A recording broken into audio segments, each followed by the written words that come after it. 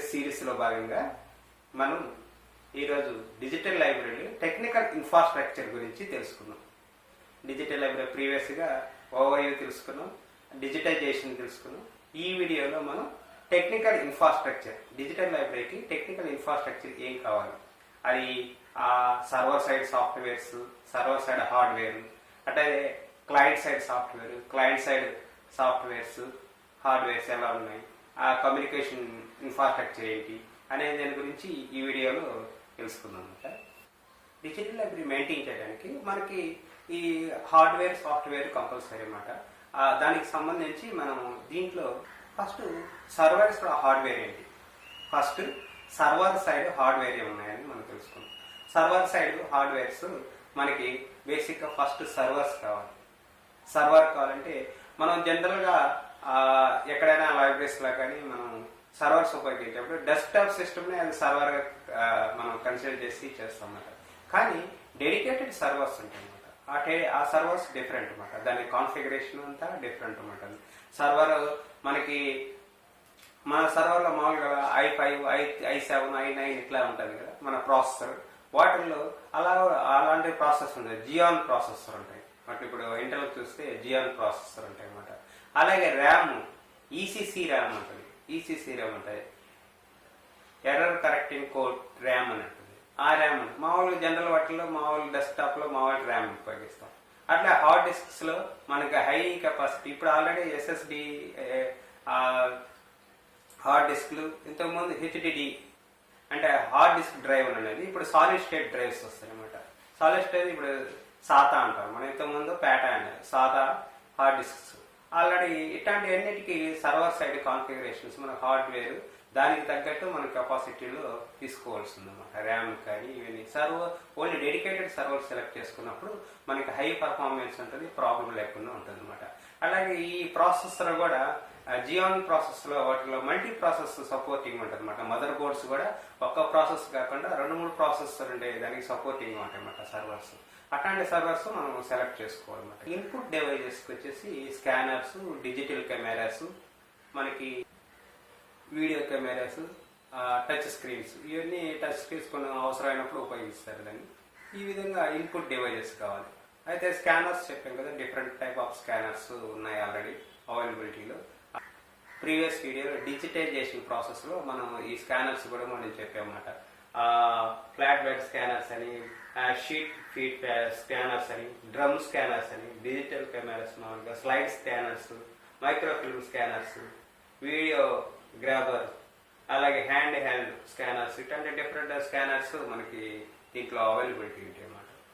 ఈ స్టోరేజ్కి వచ్చేటప్పుడు మనకి ఈ స్టోరేజ్ మనకి ఎలా అనేది మామూలుగా హైరార్కికల్ స్టోరేజ్ మెకానిజం ఉంటుంది అనమాట. అంటే ఎక్కువ ఇంపార్టెన్స్ అనేది ఒక దాంట్లో, లెస్ ఇంపార్టెన్స్ అనేది ఇంకో దాంట్లో మనకి స్టోర్ చేస్తారు అనమాట. హైరార్కికల్ స్టోరేజ్ మెకానిజం ఉపయోగిస్తారు. అయితే మనకి జనరల్గా ఇక్కడ మనకి సర్వర్స్లోనే హార్డ్ డిస్క్ మనకి ఎక్కువ కెపాసిటీ ఉండే హార్డ్ డిస్క్స్ అట్లాంటివి మనం ఉపయోగించుకోవాలి. అలాగే అయితే దీనికి ఇందాక చెప్పాం కదా, సర్వర్ కెపాసిటీ ఎక్కువ కెపాసిటీ ఉపయోగించుకోవాలి. అలాగే నెట్వర్క్ స్టోరేజెస్ ఉంటుందన్నమాట. వీటిలో NAS, SAN అని రెండు ఉంటుందన్నమాట. నెట్వర్క్ అటాచ్డ్ స్టోరేజ్ అని, అంటే స్టోరేజ్ ఏరియా నెట్వర్క్ అని రెండు ఉంటాయి అన్నమాట.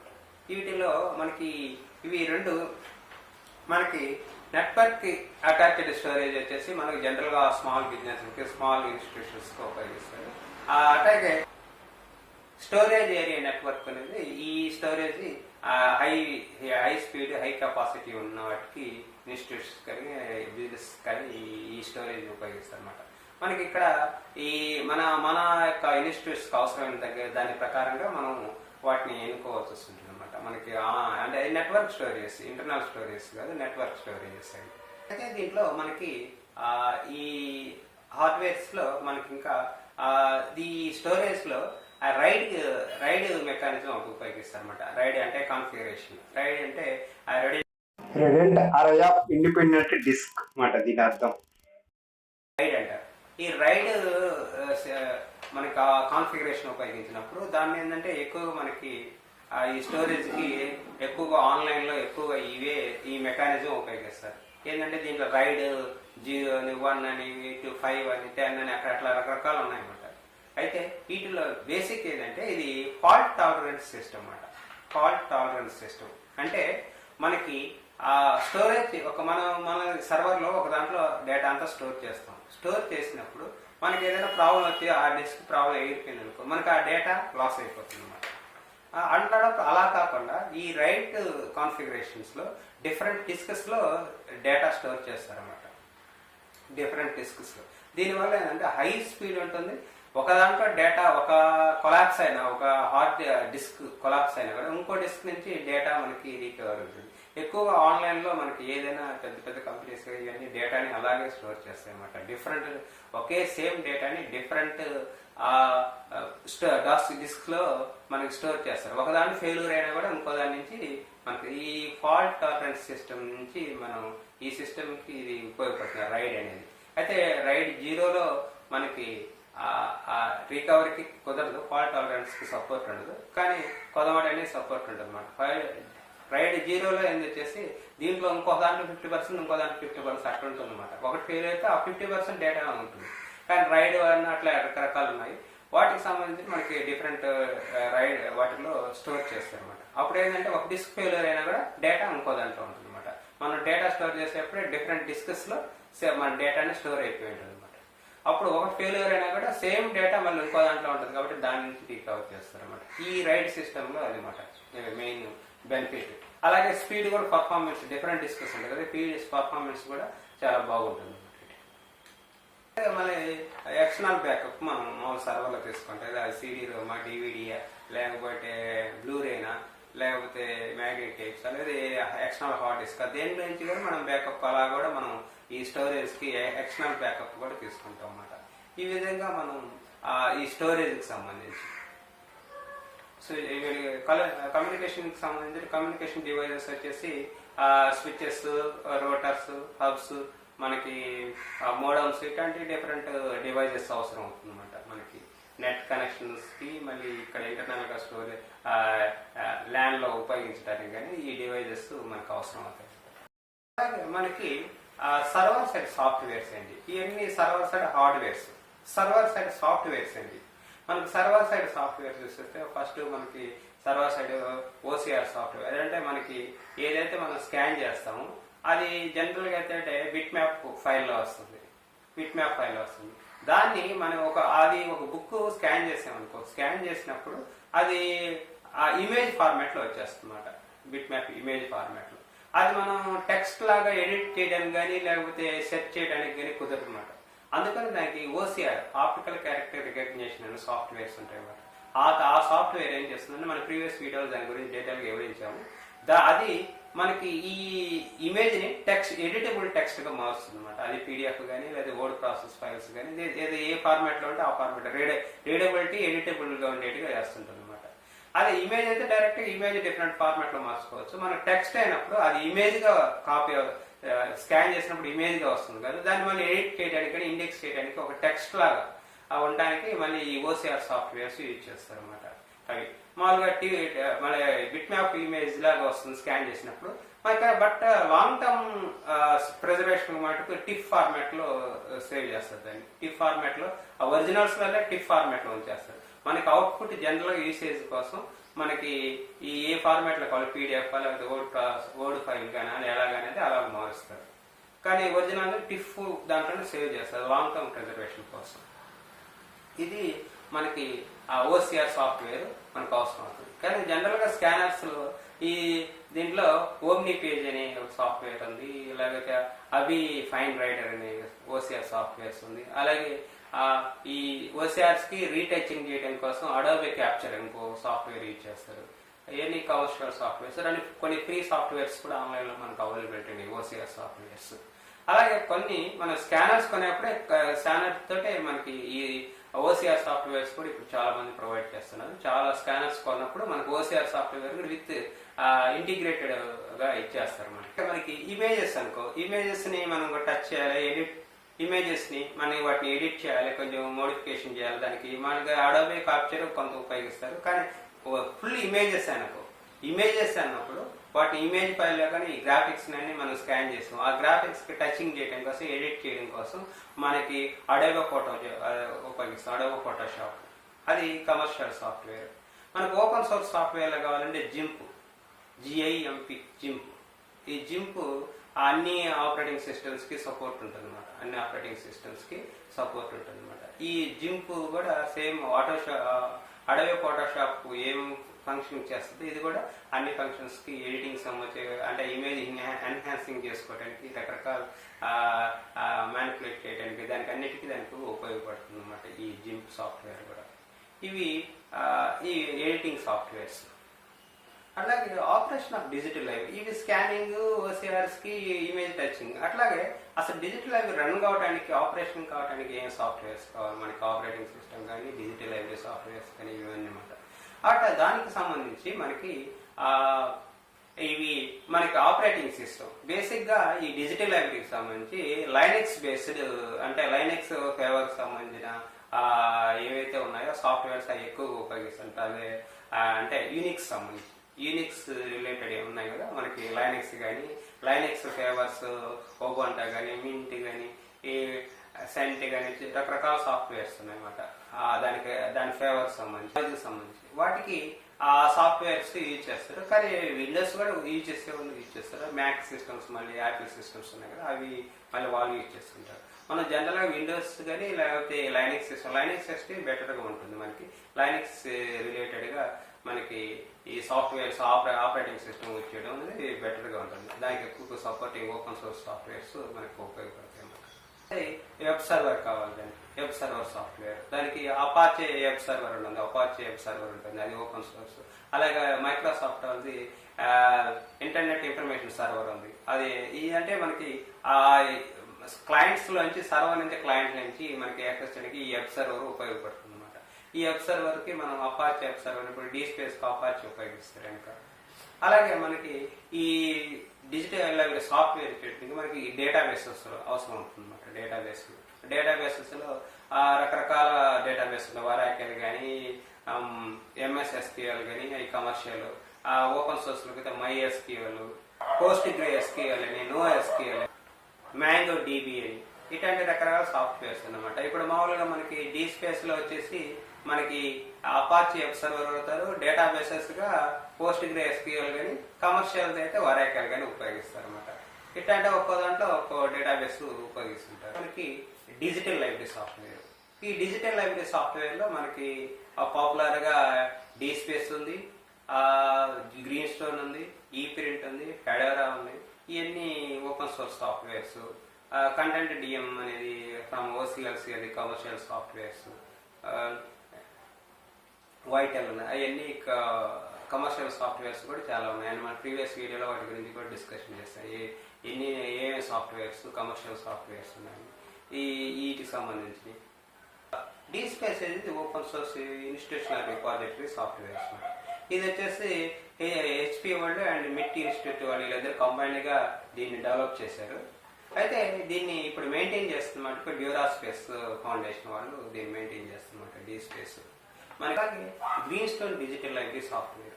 ఈ green stone digital library software వచ్చేసి ఇది New Zealand green stone digital library project. ఇది యూనివర్సిటీ ఆఫ్ వైకాటో వాళ్ళు డెవలప్ చేశారు. ఇది గ్రీన్ స్టోన్ డిజిటల్, ఇది సాఫ్ట్వేర్ సూట్. ఇది కూడా మనకి చాలా ఈజీగా మనకి విండోస్ లో కానీ, లైనక్స్ లేకపోతే మ్యాక్ అన్నిటికీ సపోర్ట్ ఉంటుంది. మనకి విండోస్ లో కూడా చాలా ఈజీగా ఇన్స్టాల్ చేస్తుంది DSpace. కానీ బ్యాక్ ఎండ్ సాఫ్ట్వేర్స్ చాలా అవసరం అవుతుంది అనమాట. దీనికి అంత చాలా ఈజీగా ఇన్స్టాల్ చేసుకోవచ్చు. మేనేజ్మెంట్ కూడా చాలా ఈజీగా జరుగుతుంది green stone digital. But long మనకి ఎక్కువ డేటా ఉన్నప్పుడు మటుకు DSpace కి వెళ్ళడం ఉపయోగం అన్నమాట. ఇది అంటే చిన్నగా మనకి ఇన్స్టిట్యూట్ లెవెల్లో మన డేటాని మన గ్రీన్ స్టోన్ లో ఈజీగా మేనేజ్ చేసుకోవచ్చు. ఈప్రింట్ కూడా మనకి ఇది electronics computer science engineering department university of Southampton వాళ్ళు డెవలప్ చేశారు దీన్ని.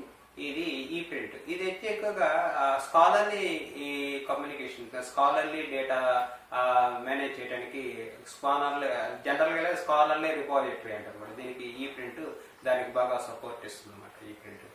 అలాగే Fedora university of Virginia library and colonel university వీళ్ళిద్దరూ దీన్ని గ్రూప్ డెవలప్ చేశారు. బట్ ఇప్పుడు మెయింటైన్ చేసేది మటుకు డోరా స్పేస్ అంటే డి స్పేస్ కానీ ఫెడోరా కానీ రెండింటిని ఇప్పుడు డోరా స్పేస్ వాళ్ళు మెయింటైన్ చేస్తున్నారు. కంటెంట్ డిఎం వచ్చేసి మల్టీమీడియాకి బాగా సపోర్టింగ్ ఉంటుంది. ఇది కమర్షియల్ సాఫ్ట్వేర్. ఇది ఫ్రమ్ ఓసిఎల్స్. ఈ కంటెంట్ డిఎం ఈ డిజిటల్ లైబ్రరీ సాఫ్ట్వేర్స్ మనం జనరల్గా ఈ డి స్పేస్ గ్రీన్ స్టోన్ ఈ ప్రింట్ జనరల్గా మనం ఈ ఓపెన్ సోర్స్ సాఫ్ట్వేర్స్ ఉపయోగం, ఎందుకంటే దానికి బ్యాక్ సపోర్టింగ్ సాఫ్ట్వేర్స్ కూడా మనకి ఉపయోగపడతాయి అన్నమాట. అయితే ఎక్కువగా దీనికి లైవ్ సిడి ఉపయోగించి ఇన్స్టాల్ చేయడం ఈజీగా ఉంటుంది, ఎందుకంటే సేమ్ వర్షన్స్కి సేమ్ సపోర్టింగ్ కోసం మనకి ఇబ్బంది అవుతుంది అన్నమాట. సేమ్ వర్షన్స్ కరెక్ట్గా పడవు కొన్నిసార్లు ఇన్స్టాల్ చేసేటప్పుడు. దానికి అంటే ఇరగ బ్యాక్ ఎండ్ పలానా డేటాబేస్ ఈ వర్షనే ఉండాలి, లేదా అపాచీ అట్లాంటివి మనం ఇన్స్టాల్ చేసేప్పుడు కొంచెం ఇబ్బందిగా ఉంటుంది. అదే లైవ్ సిటీ నుంచి ఇన్స్టాల్ చేసుకుంటే మనకి చాలా ఈజీగా మనం ఇన్స్టాల్ చేసుకోవచ్చు సాఫ్ట్వేర్ డిజిటల్ అయితే. ఎక్కువగా డి స్పేస్ ఉన్నాయి. గ్రీన్ స్టోన్ చాలా ఈజీగా మామూలుగా ఇన్స్టాల్ చేసుకోవచ్చు. ఈ సర్వర్ సైడ్ హార్డ్వేర్ సాఫ్ట్వేర్ ఇవి అన్నమాట. అయితే క్లయింట్ సైడ్ హార్డ్వేర్ ఏంటి, సాఫ్ట్వేర్స్ ఏంటి. క్లయింట్ సైడ్ మీకు ఆ హార్డ్వేర్ కావాలంటే మనం పీసీ కానీ లేకపోతే ల్యాప్టాప్ కానీ లేకపోతే ట్యాబ్స్ కానీ మన మొబైల్ డివైజెస్ కానీ ఇవన్నీ మనం అంటే క్లయింట్ సైడ్ అంటే యూజర్ సైడ్ కావాల్సిన మనకి హార్డ్వేర్ సాఫ్ట్వేర్ అనమాట. మనకి యూజర్ సైడ్ ఏం కావాలి, మనం యూజ్ చేయడం కోసం మనకి ఆ హార్డ్వేర్స్ పీసీ కానీ ఆ ల్యాప్టాప్ కానీ ఆ ట్యాబ్స్ కానీ మన మొబైల్ డివైజెస్ కానీ ఉపయోగిస్తాం అన్నమాట. అవి హార్డ్వేర్కి సంబంధించి. సాఫ్ట్వేర్ సంబంధించినప్పుడు మనకి సాఫ్ట్వేర్స్ లో మనకు ఫస్ట్ బ్రౌజర్స్ కావాలి. అంటే మనం ఫస్ట్ సెట్ చేయాలంటే బ్రౌజర్ ఉండాలి కదా. ఆ బ్రౌజర్ మన క్రోమా లేకపోతే ఫైర్ ఫాక్స్ లేకపోతే ఎక్స్ప్లోరర్ ఏ సాఫ్ట్వేర్ అని దాన్ని మన రెండు డివైజెస్ బట్టి మ్యాక్ ఐఫోన్ లేకపోతే మామూలు ఫోన్ దాన్ని బట్టి కూడా మనకి ఆ బ్రౌజర్స్ ఉంటాయి. ఆ బ్రౌజర్స్ ఇన్స్టాల్ చేసుకోవాలి. అలాగే మనకి యాక్సెస్ చేయడం కోసం ఇప్పుడు ఇమేజ్ యూజ్ చేయాలి. ఇమేజ్కి సంబంధించిన ఇమేజ్ వ్యూవర్స్ సాఫ్ట్వేర్స్ ఏమన్నా అవి ఇన్స్టాల్ చేసుకోవాలి. అలాగే ఇప్పుడు డెస్క్టాప్ ఉంది మనకి, లేకపోతే ఒక వీడియో చూడాలంటే వీడియో ప్లేయర్స్ ఉండాలి. వీడియో ప్లేయర్స్ అది విఎల్సి ప్లేయరా లేకపోతే మైక్రోసాఫ్ట్ వాళ్ళ వీడియో ప్లేయరా ఇవి ఏ వీడియో ప్లేయర్స్ ఉన్నాయి, వీడియో ప్లేయర్స్ కావాలి. అంటే ఇమేజ్ వ్యూవర్స్ సాఫ్ట్వేర్స్ ఉండాలి జనరల్గా. మనకి ఆల్రెడీ మనం ఏ డెస్క్టాప్ అయినా కానీ మన సెల్స్ లో కానీ ఇమేజ్ వ్యూ కానీ లేకపోతే వీడియోస్ వ్యూ చేసేదానికి కానీ ఆల్రెడీ సాఫ్ట్వేర్స్ మనం ఇన్స్టాల్ చేసుకుంటాం ప్రతి దాంట్లో. అవన్నీ సర్వర్ మనకి క్లయింట్ సైడ్ కావాల్సిన సాఫ్ట్వేర్స్. అడాబే పీడిఎఫ్ చూడాలంటే అడాబే పీడిఎఫ్ మనకి అడాబే ఇన్స్టాల్ చేసుకోవాలి. అలాగే టిఫ్ ఇమేజెస్ చూడడానికి టిఫ్ వ్యూవర్స్ ఉంటాయి. అలాగా మనకి ఇమేజెస్ ఎడిట్ చేయడం వాడు కావాలంటే జింప్ కానీ ఫోటోషాప్ అవసరం అవుతుంది. అలాగే ఫైల్ ట్రాన్స్ఫర్ చేయాలంటే ఎఫ్టిపి సాఫ్ట్వేర్స్ అనమాట. క్యూట్ ఎఫ్టిపి అని, డబ్ల్యూఎస్ ఎఫ్టిపి అని, ఫైల్ జిల్లా అని ఇట్లాంటి ఎఫ్టిపి సాఫ్ట్వేర్స్ కూడా ఉన్నాయన్నమాట. అవి జనరల్గా అప్లోడ్ చేయాలనుకున్నప్పుడు జనరల్గా ఇప్పుడు ఏంటంటే ప్రతి సైట్లో ఏం చేసి దాని నుంచే సపోర్ట్ ఇస్తుంది అప్లోడ్ చేయడం కోసం. వాటికే ఎఫ్టిపి ఉంటుంది. మనకి ఎఫ్టిపి జనరల్ యూజర్స్ కి పెద్ద అవసరం లేదు. అది కూడా అడ్మినిస్ట్రేటర్స్ ఎక్కువ చేస్తారు అన్నమాట దానికి సంబంధించి.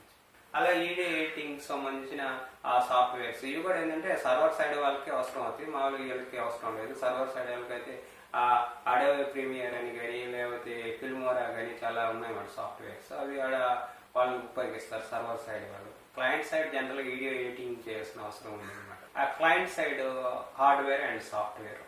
అయితే నెక్స్ట్ దీంట్లో అడిషనల్ గా మనం ఇంకో విషయాన్ని కూడా తెలుసుకోవాలి. ఇప్పుడు మనం ఏదైతే హార్డ్వేర్ సాఫ్ట్వేర్ ఎలా ఉన్నాయో అలాగే అసలు ఈ హార్డ్వేర్ సాఫ్ట్వేర్స్ అన్ని అవసరం లేకుండా కూడా మనకి క్లౌడ్ సర్వీసెస్ కూడా ఉన్నాయన్నమాట. క్లౌడ్ సర్వీసెస్ ఏంటంటే మనకి ఆన్లైన్ లో మనకి ఈ సర్వీసెస్ ఇస్తారనమాట.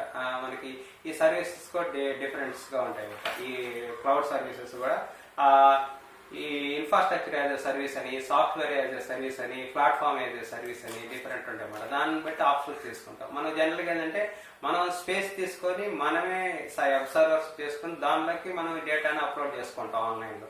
అలా కాకుండా క్లౌడ్ సర్వీస్ తీసుకున్నప్పుడు వాళ్ళే సాఫ్ట్వేర్స్ అన్ని ప్రొవైడ్ చేసేసి వాళ్ళే ఇస్తారు. మనం జస్ట్ డేటా అప్లోడ్ చేసే ఒక విధంగా ఉంటుంది.